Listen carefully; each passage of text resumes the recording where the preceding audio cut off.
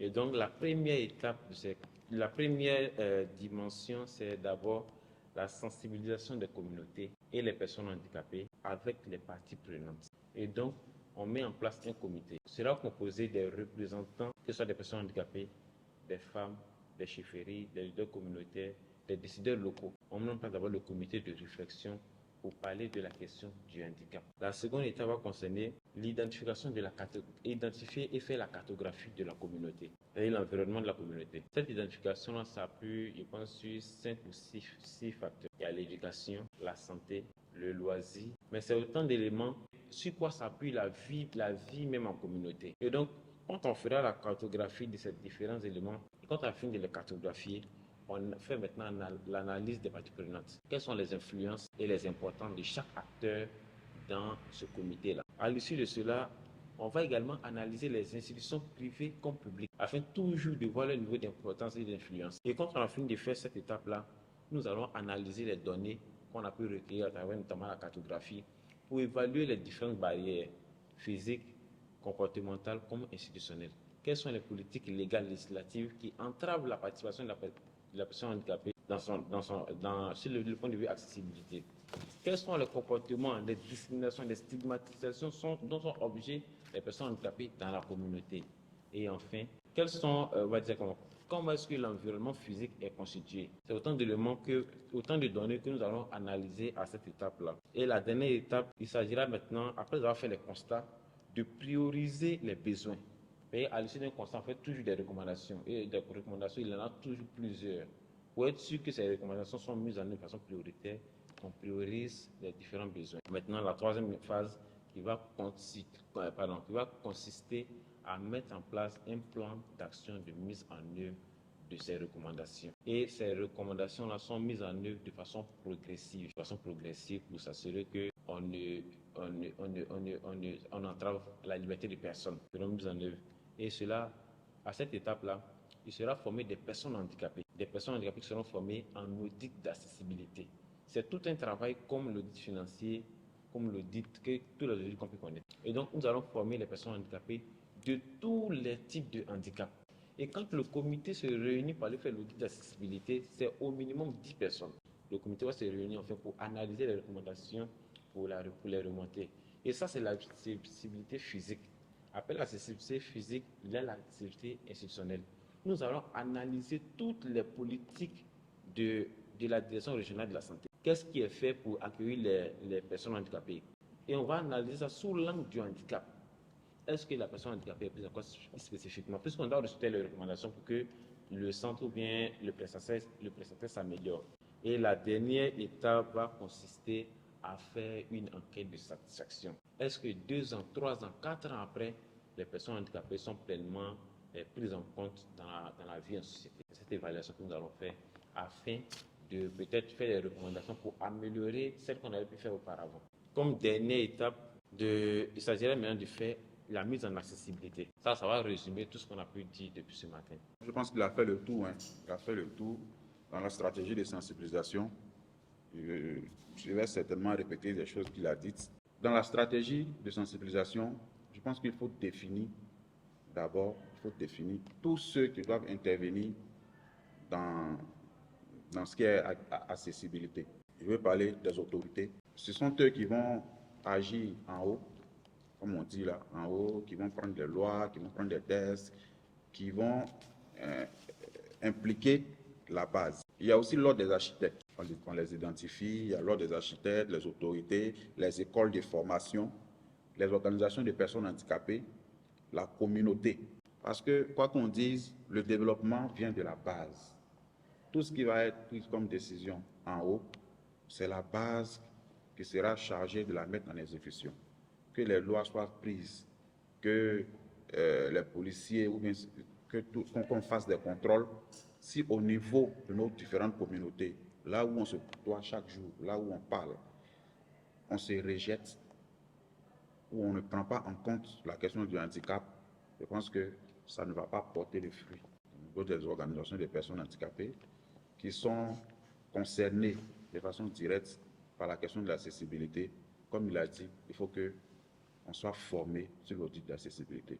Il faut qu'une personne handicapée qui se retrouve dans un endroit sache que cette rampe-là n'est pas dans les normes et puis soit capable de savoir à qui s'adresser. Est-ce qu'on sait en Côte d'Ivoire que moi, je peux porter plainte contre un maire parce que je n'ai pas accès à un bâtiment public dans sa localité?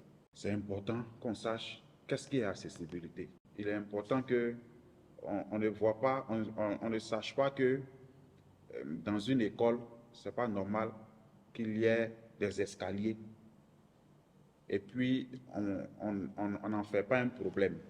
Alors qu'une école qui est construite est faite pour recevoir des personnes handicapées comme des personnes non handicapées. Paradis en tout cas, parce que dans le temps, on va tous se plaindre, ah, papa m'a mis le monde et puis j'ai des soucis, maman m'a mis le monde et j'ai des soucis. Seulement, moi, ce que je voulais juste dire là-dessus, parce qu'il a parlé du Mali et tout ça, mais la Guinée aussi, avec M. Diop qui est sourd, qui est au Conseil national de transition aussi. Moi, je voulais simplement dire, j'imagine, dans cette affaire-là, c'est vrai que quand c'est toujours coercitif, mais pas faire, vous n'avez pas fait ça, ça devient compliqué. J'imagine que l'ONG accessible, par exemple, on c'est un prix national de la commune la plus inclusive, par exemple. Ça devient un jeu, mais dans ce jeu-là, ça permet de voir que quand on est en train de jouer au moins, j'ai envie cette année d'être premier, qu'est-ce que tu as fait? Tu vois que ça aussi c'est un moyen de sensibilisation qui peut être très intéressant. Ça ne sort pas de trucs, mais ça peut être très intéressant.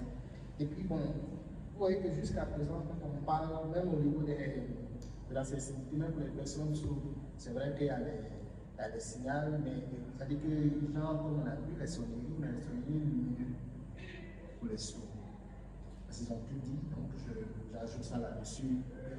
C'est ça, donc on pourrait que par exemple on sonne, que ça passe du bruit, on va pas entendre, mais il voit la lumière, c'est qu'il y a quelqu'un qui a arrêté de ça peut être quelque chose aussi qu'on peut ajouter, pourquoi pas, c'est pas très compliqué. Là. Et puis, l'autre chose que je suis en train de voir à l'éducation, l'une des difficultés qu'on voit dans l'éducation, certains parents, certaines personnes, ceux qui sont bien portants dans le bien faire à l'école, c'est pas un enfant qui n'entend pas, qui ne voit pas là, qu'est-ce qu'il peut faire. Alors, vous voyez que si le droit à l'éducation est respecté, et vraiment de qualité, bien sûr, parce que ce n'est pas qu'ils vont à l'école, mais qu'ils ont des formateurs qui sont à la hauteur et qui leur donnent de vraiment s'exprimer comme il se doit. Et qui, je veux dire, ils ont des résultats probants et très importants. Alors, on va se dire, attends, ils peuvent réussir comme tout le monde.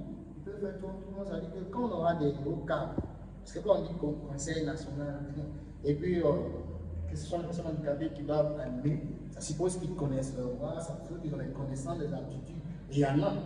Mais par contre, ce qui nous gêne en tant que parents, c'est qu'aujourd'hui, on demande nos enfants qui ont réussi comme des trophées. Quand on va se retrouver, on s'en prend un tel. Ah, les personnes handicapées peuvent aussi, voilà un tel, c'est un trophée. Et la Côte d'Ivoire présente ça. Et malheureusement, il y a des milliers qui sont tapis dans le monde qui n'ont même pas accès à l'éducation. Ou alors, donc, si vous présentez nos enfants comme des trophées pour aller chercher des moyens et venir n'est pas donné pour qu'il y ait l'impact pour les autres, ce n'est pas la peine. Mais je pense que vous allez faire en sorte que tel qu'on est en train de faire, en les présentant, ça va susciter, réveiller, frotter leur cœur, que nous tous nous puissions les mettre à l'école, leur donner des jouir de leur droit à l'éducation, de sorte que quand ils sortent, ils ont la possibilité de poser des vrais problèmes, on ne va pas rester sur les subventions, sur quoi, mais au moins poser les réels problèmes qu'il faut. La dernière chose que nous disons, c'est généralement, on laisse la donne parler. Pas parce que je suis parent que j'en parle, mais c'est qu'un parent qui a compris, peut faire en un an. C'est un spécialiste décideur peut faire en 10 ans. Je répète et j'assume ce que je dis.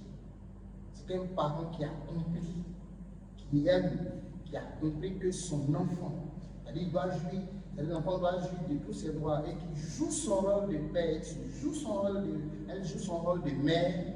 Je vous assure, ce qu'ils réussissent à faire en sorte qu'on gagne en temps, en efficacité et en qualité. Mais quand l'État doit se retrouver parent, quand l'État doit se retrouver État, quand l'État doit se retrouver expert, de réfléchir à la place des enfants, ça coûte très cher à un moment donné. Ils prennent la place de tout ce qu'il faut, et puis finalement, quand ils sont fatigués, ils s'achètent.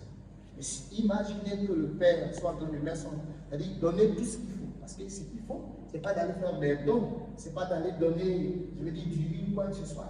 Ça, les parents le font. Ça, les parents donnent. Nous avons réussi, par exemple, si l'État doit aller prendre un terrain pour construire, si l'État doit prendre, je veux dire, des dispositions pour mettre quelque chose en place, moi je disais toujours pour rire avec un autre ministre, il n'y a bien que les corbeaux, quand ils défectent, ça pousse au champ. La tomate petit, on va dédommager.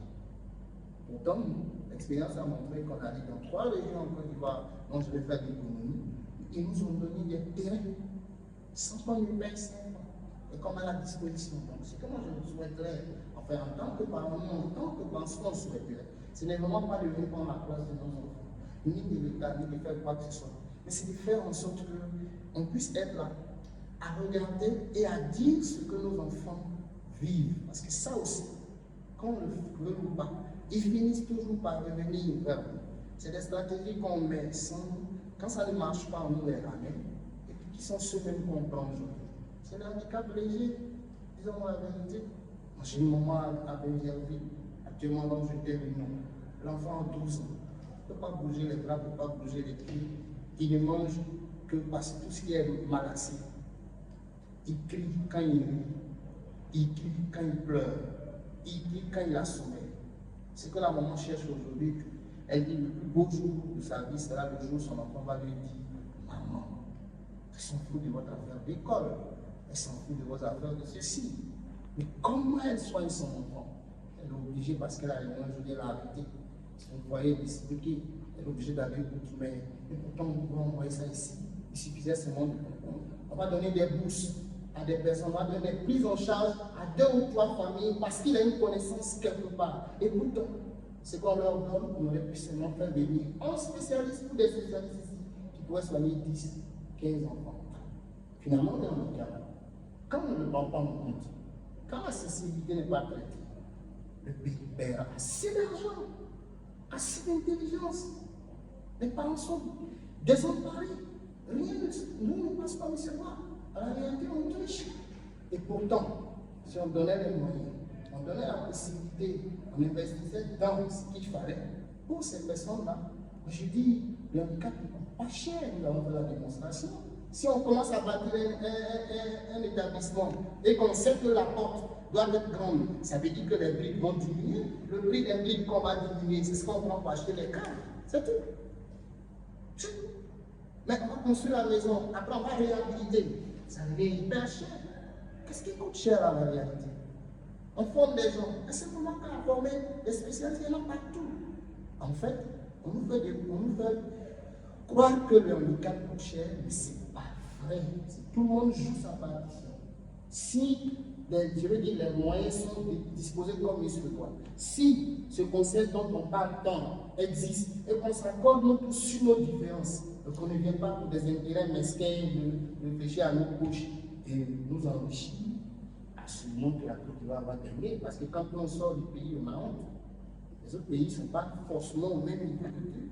On n'a pas été, je veux dire, je laisse la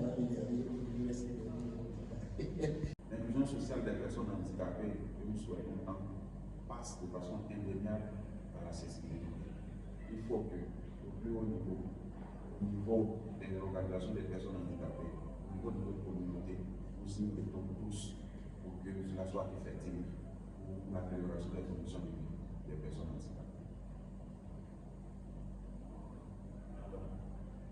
Au niveau de la banque mondiale américaine a démontré que les États perdent 10% de leur budget du fait de l'exclusion des personnes handicapées. Et donc l'initiative de l'ONG ACC va certainement contribuer à l'amélioration des chiffres de la Côte d'Ivoire, c'est la prise en compte des personnes handicapées dans toutes les politiques de développement, vu l'aspect transversal de l'accessibilité. Je voudrais juste dire merci pour cette initiative, puisqu'elle nous permet à nos parents aujourd'hui de comprendre que nous ne sommes pas seuls à supporter tout ce qui est le handicap dans la famille comme difficulté. Aujourd'hui, tout le monde en parle, tout le monde pense. C'est une réalité.